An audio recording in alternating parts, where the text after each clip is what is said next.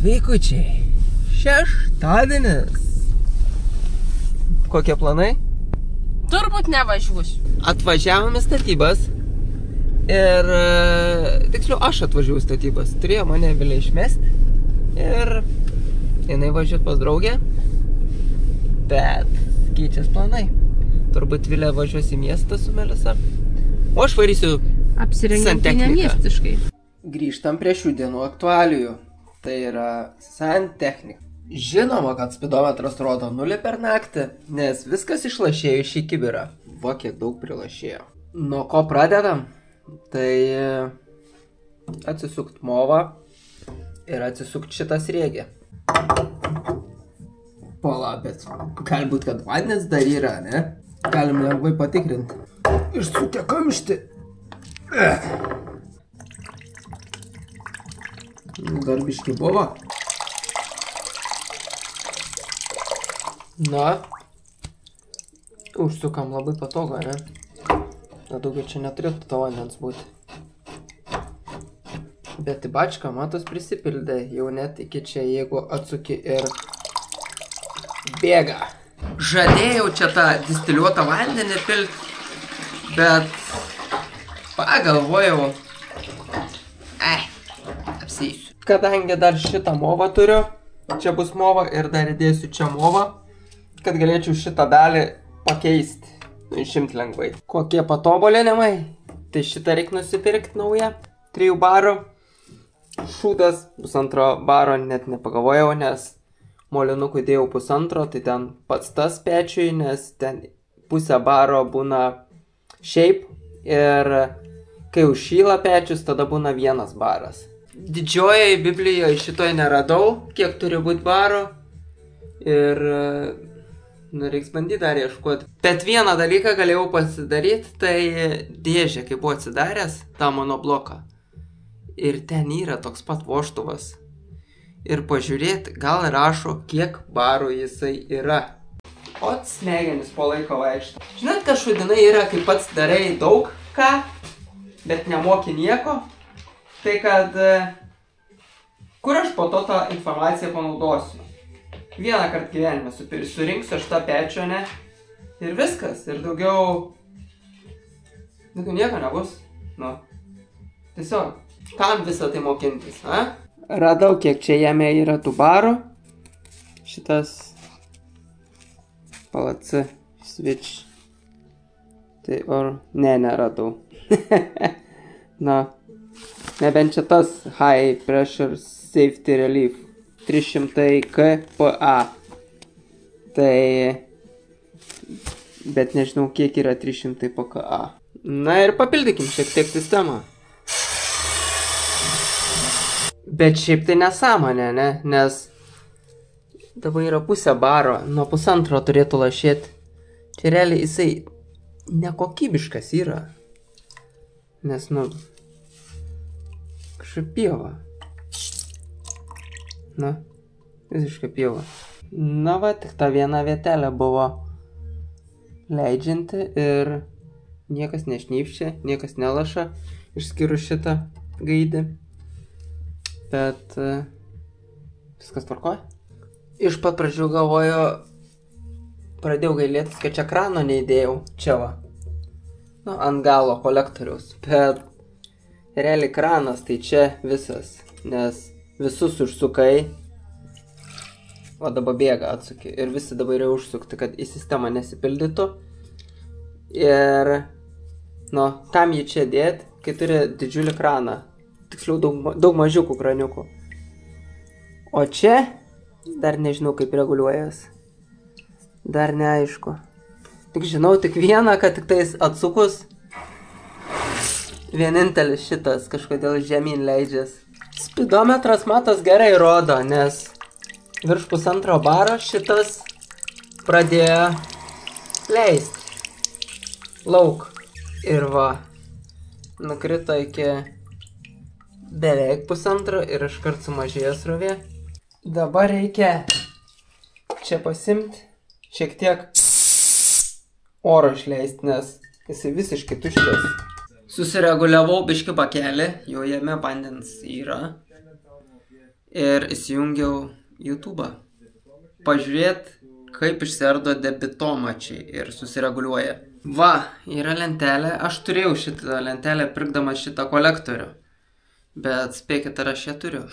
Neturiu aš tas lentelės. Ir vieną dalyką nepatingėjau padaryti, tai užsirašiau metrus ant kontūrų ir pavadinimus ant kontūrų.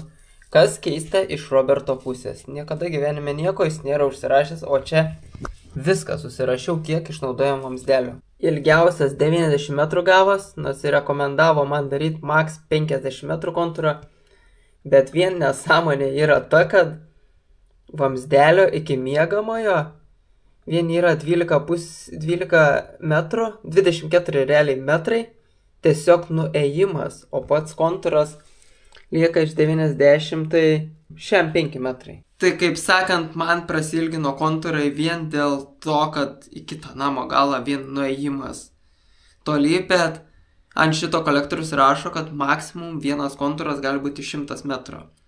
Tai 90 dar realiai neviršyje. Tik žinot, ką aš sunerimau? Šitas daiktas tai nėra pats pigiausias, čia Danfosas. Ir čia viskas tvarkoj, čia niekas neleidžia. Bet vienas gaidis, šitas, čia pro apačią. O aš kaip suprantu, čia neįmanoma jo paveršti. Nu. Tai kaip čia? Kaip šitą reikia? Taip išeina, kad brokuotas kolektorius, nes... Va. Užpildžiau visiškai visą bačką. Čia irgi jaučias, kad toks burbulas išsipūtęs. Galvoju, vis dėlto reikia užpildyti sistemą. O šitais inhibitoriais galėsiu užpildyti su mano jau naudota sistema molinukė, kaip rodžiau, galima užsipildyti. Nes nenoriu dabar žaisti su tais priedais, kol neišbandžiau sandarumo testo to sistemos, nes kam švaistyti. O jeigu reiks išleisti, po to pilti kažkur vėl sandėliuoti, o čia tik vanduo dabar yra. Ir kadangi dabar čia yra visur sandaru, tai užpildysiu sistemą, visus vamzdelius ir žiūrėsiu per naktį, ar nukris kas nors, ar kurioje vietoje nepradės betonas šlapt grindyse, nes būna stebuklų kitą kartą, ne? Kai ne pats betonuoji, o statybininkai. Ir šitą daiktą radau kaip papildyti. Tai čia užsukam kraną, užsukam išsiplėtimo vakelį, bam, ir nuleidžiam garą, nulis iškart, ir nusisuka šitas kamštelis, ir šitą už šito čiučiut paveržiau, tai lyg ir nebešlampa, bet jau jėgos taip reikėjo dėti, paveršti. Ir radau, kaip šitie reguliuojas YouTube'ai, tai nusiema šitie. Net nežinau, kam jas čia uždėti iš vis. Čia gal apsauginiai tiesiog, kol naujas būna. Bet nežinau, net nedėčiau atgal turbūt. Ir reguliuojas čia va pasukė. Ai, dabar esu visus užsukęs aš juos. Tai realiai visas kolektorius užsuktas, čia irgi užsuktas. Ir atsukam bakelį. Bam. Sistema iškart pakila. Atsukau kažką ne tą. Gyvatuką, kuris apsivėmė. Geriausiai net parašyta, kad čia gyvatukas, gyvat. Tai šito žinosiu, kad nuorint negalima. Ir... Ai, ne šitą. Bam. Slėgis atgal grįžta ir... Galim pradėti nuo pačio pirmo. Čia yra... virtuvė. Kiekvieną atskirai kontūrą prileidžiu vandens, per čia paduodu, per grindis ir grįžta čia, pys ir į šitą bačką. Ir iš bačkos čia, kadangi aukščiausias taškas, išeina oras, o garsai tai tokie. Po to užsuku, pajungiu siurbliuką, o dabar saugiklį jungsiu ir nežinau, kas bus.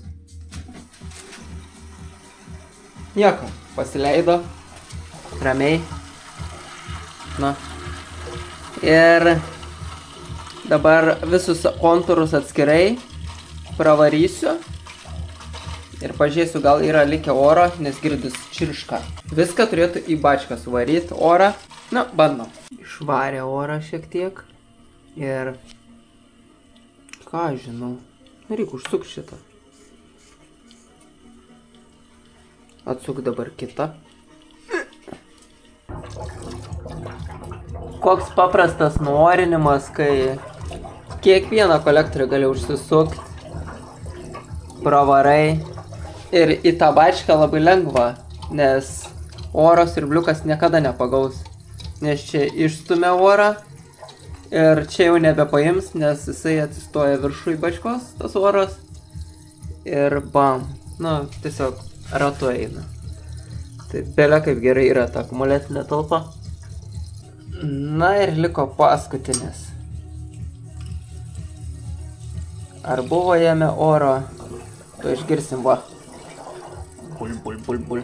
Tai tuose dviejose paskutiniuose buvo likę, o tie nusiorino papildant sistemą visi gerai. Žinot, koks šūdas?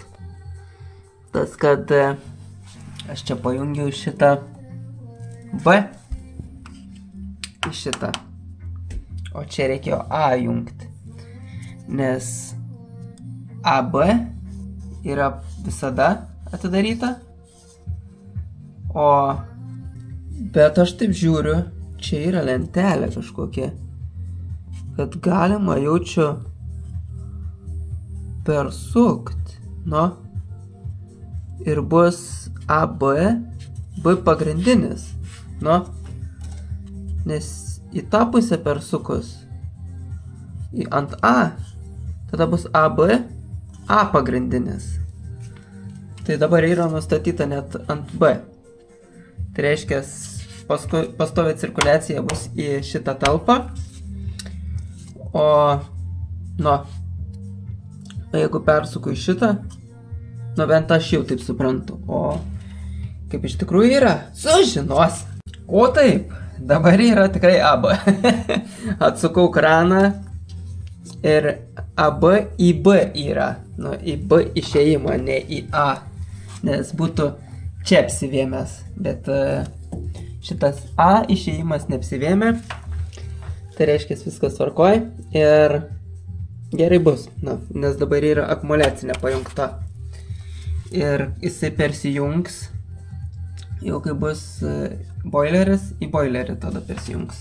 Iš vis be jokio garso siurbliukas veikia ir net nešyla. Kur čia su tokiu lediniu vandeniu čia dar savaitę turbūt nešils.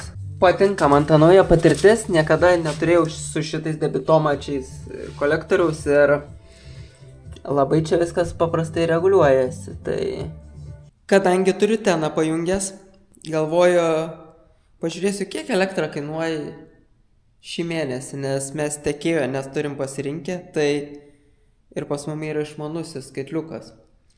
Ir naktį kainuoja 18 centų, dieną 19, rytą 19, beveik 20 centų. Dienos energija 22 centai, o vakare, 25 centai kainuoja. Tai reiktų, aš galvoju, eksperimentą atlikti. Turiu tą teną įmontavęs, realiai dabar šildymo sistemą aš turiu. Tai galėčiau teną pajungti ir pažiūrėti, kiek 2 kW tenas per kiek laiko užšildytų tą bačką su grindim. Ar iš vis užšildytų, kad bent laipsnį pakiltų per naktį namai. Jeigu įjungčiau šį vakarą ir atvažiuočiau ryte, sakykime, koks 15 valandų, ne? Tai būtų 30 kW. Tai per tas 30 kW per tas 15 valandų turėtų 6 eurus sudeginti elektros. Gal verta pabandyti, ką? Iškilo viena žiauruminė dilema. Nerandu visiškai ruletės jokios. Tai radau metriuką. Ir taip išeinu į lauką. Blemba, mašinos nėra.